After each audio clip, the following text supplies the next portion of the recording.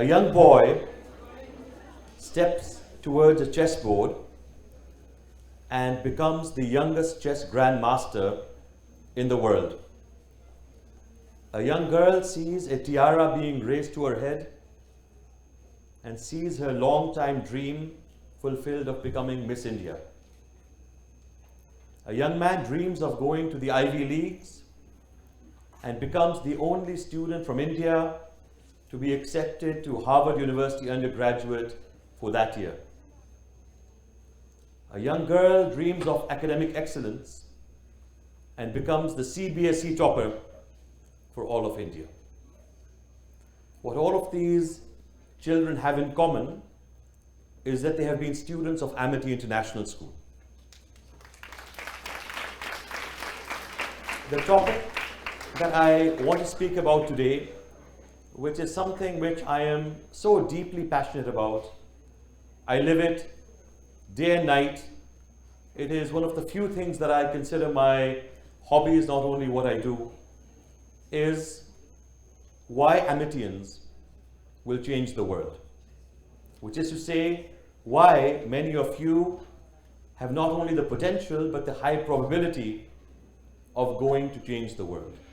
I'm not saying it to praise you or to boost you. I'm not even saying it to encourage you, but I want to explain to you why I believe that there is a very, very high chance that many of you and many Amitians will go on to change the world.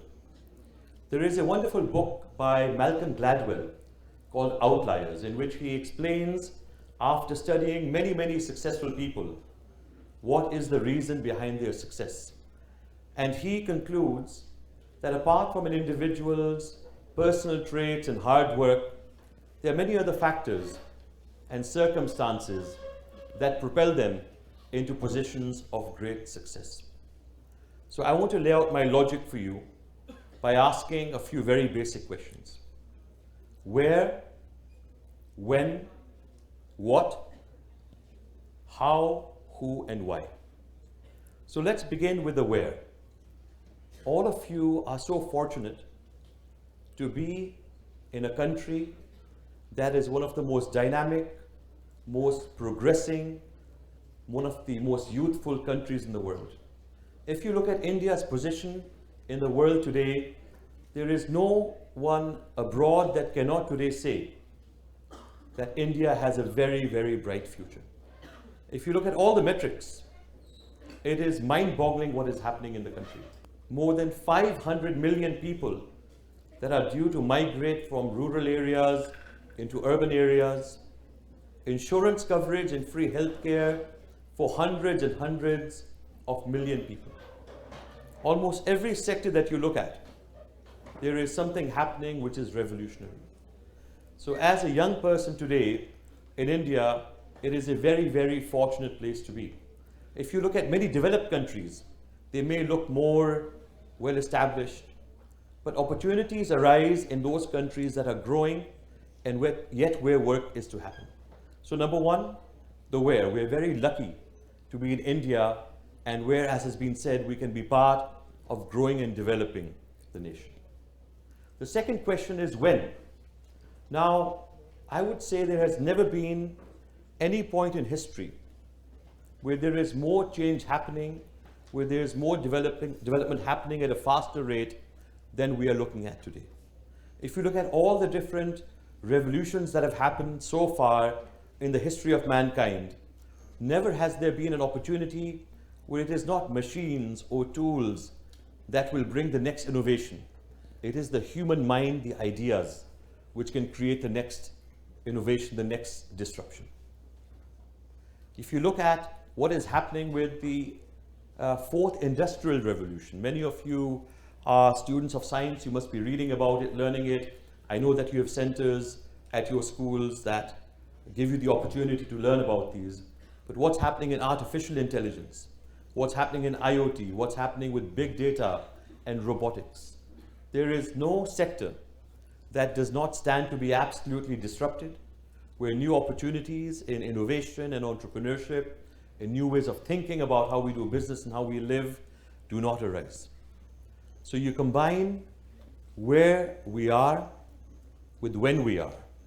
But we must also look at the difficulties of this. It is not all good. When we progress, when we develop our economy, many problems also arise. So when we look at the time that we are in, also remember that we have climate change. We have the big problem of air pollution right at your doorstep. And many of your colleagues from across the Amity network are working and trying to find solutions on this problem. We have the Center for Air Pollution Control. We have created a consortium for air pollution control trying to solve this very problem. In the future, we will have problems of water shortage. We will have problems of food shortage. So many of you can think about, how can I be part of solving these major problems that we have? We're at a time when that is very much required, that we all come together, and especially the young minds, to come and help solve these problems. And when we look at the question, when are we? You are very lucky to be young people at this particular point in time. Many people who are older would love to be in your position to be able to say that when I go into the workforce in a few years' time, then I will have the opportunity to really change the world. So that is the where and the when. The next question is what? What can you do? What will you do to change the world? For that, I would say, identify what you are good at, what your passion is. If you identify your passion, if you identify your strengths and you pursue it, nothing can stop you from standing out. Too many of us compare ourselves to other people. Do not do that. Each one of you has an inherent gift. You are good at something. Do not feel that only academic excellence will take you forward. You may be talented at music, and we saw a wonderful example of that.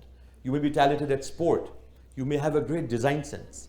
So do not compare yourself and feel bad that that person is doing so and so and I cannot do it. I can guarantee you, if you identify what you're good at and your strength, then you will be the best in the country or even the world at what you do. Another thing is that the world is changing so fast that it is said that in your school, some child who's in the junior school now, by the time they get to an age of taking a job, at that time, the job descriptions that will be available, 50% of those do not exist today. So many new jobs will come. So the question, what I will do, I would encourage you not to get too stuck in a rut. This is the only thing that I want to do.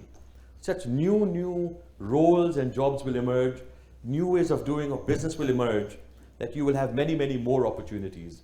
And I'm sure many of you will avail that. The next question, how? How will I do it? Well, for that I would say, always fall back to the lessons that have been taught to you at your institution, your alma mater, which is that a great focus on your values and ethics and sanskar, the ability to be resilient and perseverant, because the one thing that I will guarantee to all of you, you're all different, but the one thing that you will all have in common is that you will, each one of you, face incredible challenges. Challenges that you will feel, how do I move on from here? And it is at that time when you have to fall back to the basic lessons that have been given to you of never giving up, of determination, and finding solutions and a way ahead. You will have to think back at the lessons taught to you here of giving back to society, of thinking beyond your individual need to how do I make the world a better place? How do I give back to society? How do I help other people? I'm sure these are lessons that have been taught to you in your very programs here. So that is the question, how? Then we look at who. And who does not mean you yourself. Who really means with whom. Because no one can be successful alone. We can only be successful when there are other people to be with you and to guide you, to help you.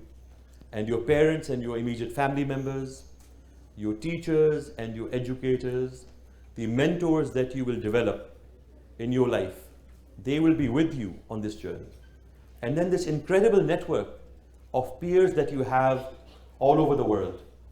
175,000 fellow Amitians, lakhs and lakhs of Amity alumni all over the world that you can reach out to in times of need, to support you when you want to bounce an idea off someone. This is an incredible network that will be with you for your whole life. So that is the question, who? And then finally is the question, why? And when someone asks, why will Amity students change the world? Then we have the theme of today, which is, why not? But it goes beyond it. It is not just why not. I would further challenge you to think, if not you, then who? If not you, then who? You're in a country which is providing so many great opportunities to you. You're at a time when the change is revolutionary and so many opportunities are in your future. You are from elite institutions that have been providing you all the inputs and abilities that you need to make an impact. You have families who are supporting you and guiding you and dreaming that you do something great. So all of this privilege puts on your shoulders a great responsibility, a great burden, that you do something with that. Because the greatest tragedy is someone not fulfilling their potential. When I see students all over the world, I'm happiest when someone is fulfilling their potential. It does not mean that you have to all do the same things, but if you are doing the best at what you can do, that is the most important thing. So to the question why, I would say that each one of you, I'm sure, will answer why not, and we will go forward. We will change the world, and that is my request from you today. All go and change the world. Thank you.